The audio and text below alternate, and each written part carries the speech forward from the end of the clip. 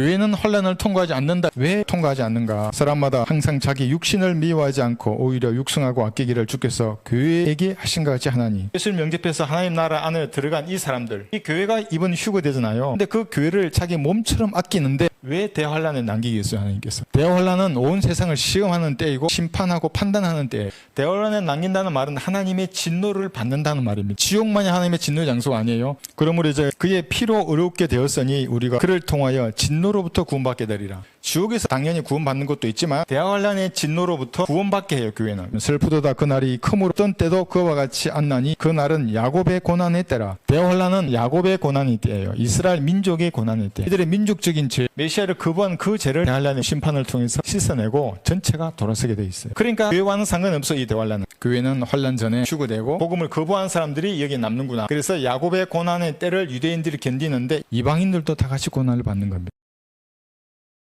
휴거돼서 올라가는 사람들은 예수님의 신부들이잖아요. 피로 구원받은 사람들이. 그런데 남겨진 사람들은 복음을 거부한 이력을 다 가지고 있어요. 그 일부가 세 번째 휴거에 동참해서 올라갈 거예요. 성경에 구체적으로 기록되어 있어요. 세 번의 휴거가 구약 성도의 휴거, 신약 성도, 혼란 성도의 휴거 이렇게 기록되어 있는 거예요. 또 살아남아있는 우리도 공중에서 주와 만나기 위하여 그들과 함께 구름 속으로 끌려 올라가리니 주께서 호련과 천사장의 음성과 하나님의 나팔 소리와 함께 하늘로부터 친히 내려오시리니 그러면 그리스도 안에서 죽은 자들이 먼저 일어나고 살아남아있는 사람도 끌려 올라가는 거예요. 이것이 교회의 휴거죠. 주께서 내게 말씀하시기를 인자야 이 뼈들을 살 수 있겠느냐 하시면서 쭉 이렇게 말씀하시는 거예요. 수무 그들 속으로 들어갔고 그들이 살아나 그들의 발로 서서 심히 큰 군대더라. 구약의 선지자가 보는 눈은 초림 때 왕국이 이루어질 것으로 생각해요. 그러니까 이 이후를 보지 못해요. 피 흘린 적도 없고 전혀 모르는 상태에서 하나의 부활을 말하는 거예요. 그래서 이것이 3번의 부활이에요. 2번과 3번은 다른 거예요. 이때 사람들이 예수님과 함께 같이 부활해서 예루살렘 들어가서 몸들을 보였잖아요. 근데 그것은 얼마 되지는 않아요. 나머지 사람들은 이때 다 부활하는 거예요. 각기 다른 2번과 3번의 휴거가 있는 겁니다.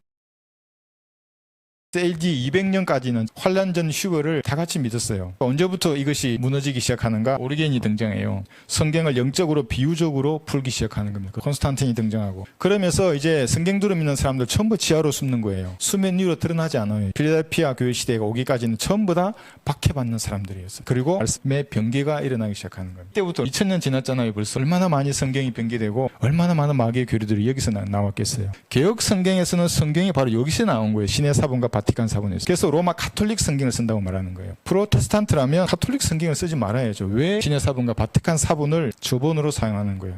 변개된 성경이 확산됨으로 해서 환란 전 휴거의 교리가 무너지기 시작하는 거예요. 지금에 와서는 절대 다수가 교회가 환란을 통과한다고 믿어요. 그러면 이번에 휴거는 없어지는 거예요.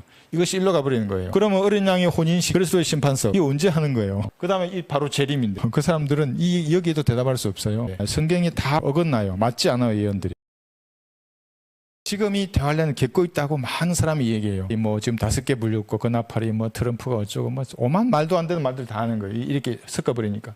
교회가 환란을 통과한다는 말이에요. 완전한 마귀의 교리가 돼요. 그 후에 하늘에 있는 인자의 표적이 나타나려니 땅의 모든 지파들이 통곡할 것이며 또 그들은 인자가 근세와 큰 영광으로 하늘에 구름을 타고 오는 것을 보리라. 보는 거예요. 공중에 재림할 때는 아무도 몰라요. 그러니까 3번의 휴거, 2번의 휴거는 달라요. 보시면 또 주께서 큰 나팔 소리와 함께 천사들을 보내시리니 이것이 7번째 대환란 때 부르짖는 그 천사의 나팔이에요. 실제적인 트럼펫이에요. 이때 소리는 트럼프예요. 그냥 나팔이 내는 소리. 이것이 계시록 4장 1절에 보면 하나님의 음성이에요. 여러분 이름을 부르는 거예요. 그들이 하늘 이편 끝에서 저편 끝까지 사방에서 그의 택하신 사람들을 모으리라. 택하신 사람들은 하나님께서 선택한 그 민족, 유대인 환란 성도들이에요. 나팔질에 그들을 불러서 올라가는 거예요. 분명히 다른 거예요. 이것이 마태복음 24장을 자기에게 지금 적용하잖아요. 그럼 두렵고 무서운 거예요. 율법이 무서운 멍에를 딱 지어버리면 은혜의 복음 전할 수 없어요. 사람들에게 불쾌감을 준다고 복음도 외치지 못해요.